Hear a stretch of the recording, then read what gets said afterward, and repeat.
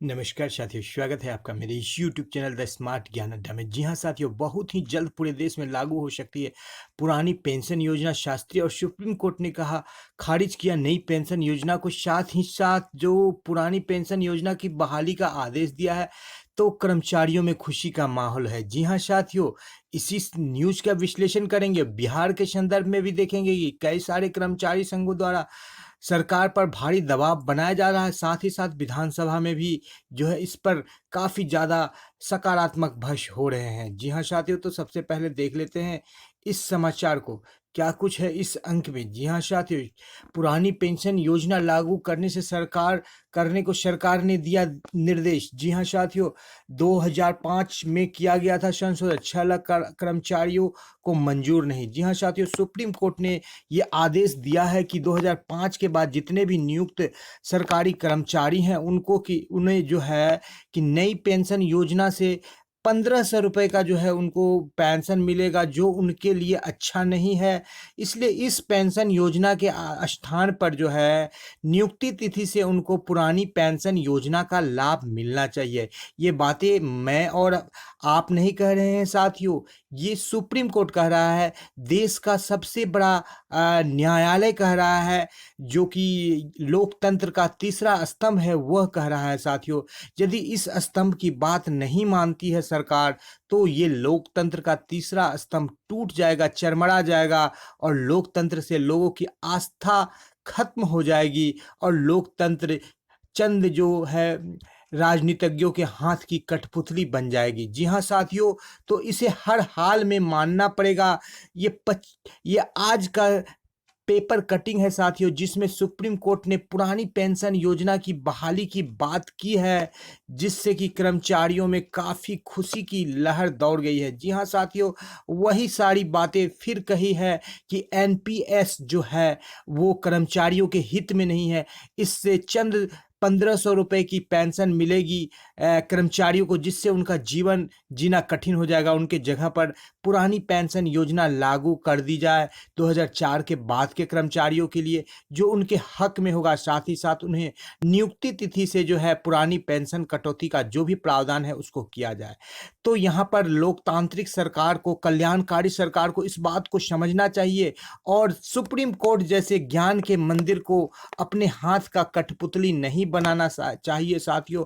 और जल्द से जल्द प्रधानमंत्री नरेंद्र मोदी को जो है कि पुरानी पेंशन योजना का घोषणा कर देना चाहिए। जी हाँ साथियों, जिस तरह से कृषि कानून को समाप्त किया गया है, उसी तरह से एनपीएस को भी समाप्त कर दे केंद्र सरकार।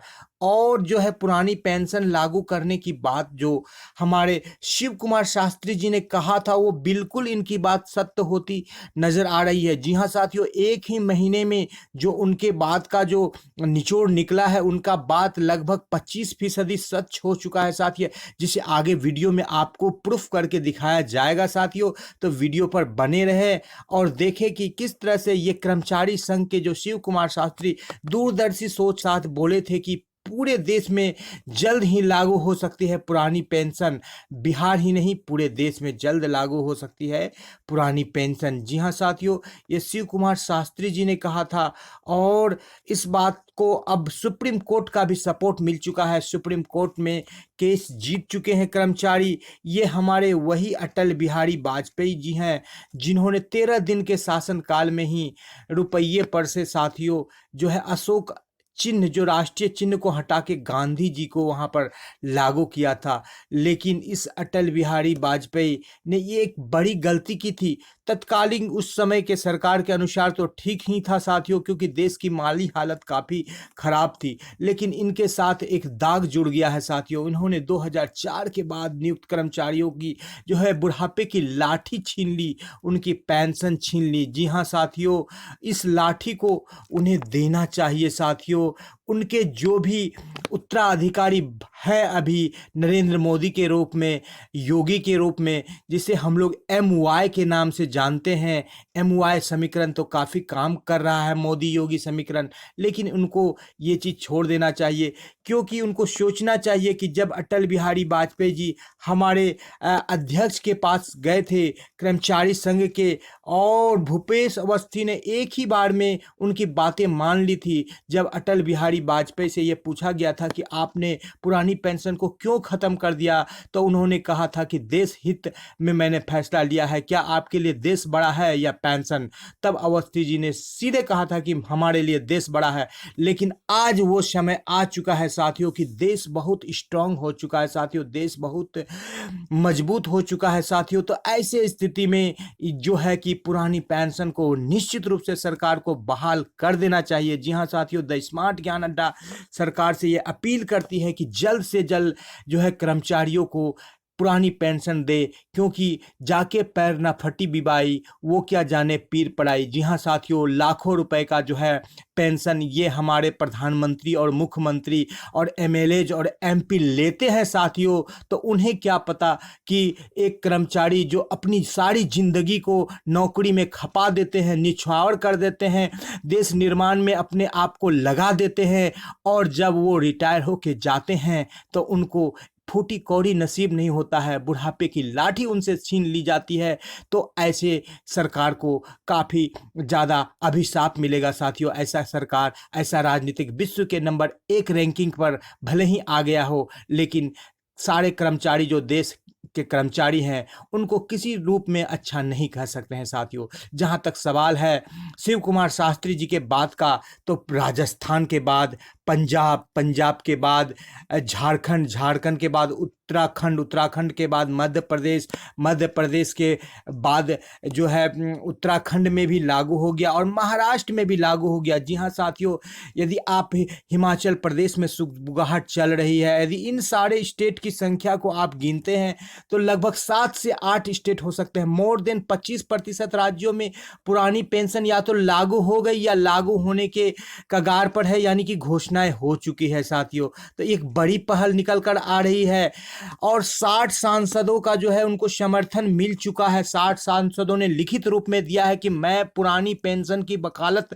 करता हूं, पुरानी पेंशन लागू होना चाहिए कर्मचारियों के लिए। जी हां साथियों, पंजाब में तो केजरीवाल के जो है नवनिर्मित विधायकों ने पुराना पेंशन लेने से इनकार कर दिया है नए कर्मचारियों के हित में। जी हां साथियों, तो पुरानी पेंशन लागू होना चाहिए। इस संदर्भ में जो है कर्मचारी संघ के लोग मोदी से मिलने के लिए समय मांगा है और इस मुलाकात में क्या कुछ होना है देखने वाली बात होगी कि एनडीए की जो डबल इंजन सरकार चल रही है बिहार में और देश में, वो क्या कुछ इसका हल निकालती है। जी हां साथियों, जहां तक सवाल है, कांग्रेस तो पुरानी पेंशन के लिए पूरी तरह से तत्पर है, लेकिन कांग्रेस तो हाशिए पर चली गई है साथियों। मात्र 52 सीटें हैं और कांग्रेस गठबंधन की बात करें तो 97 सीट है। बहुत जल्द ये 97 सांसद जो है पुरानी पेंशन की वकालत करेंगे, लेकिन बीजेपी के इस 303 सांसद वाले पार्टी को सोचना चाहिए कि अटल बिहारी वाजपेयी ने जो गलती की है उस गलती को आप सुधार दें।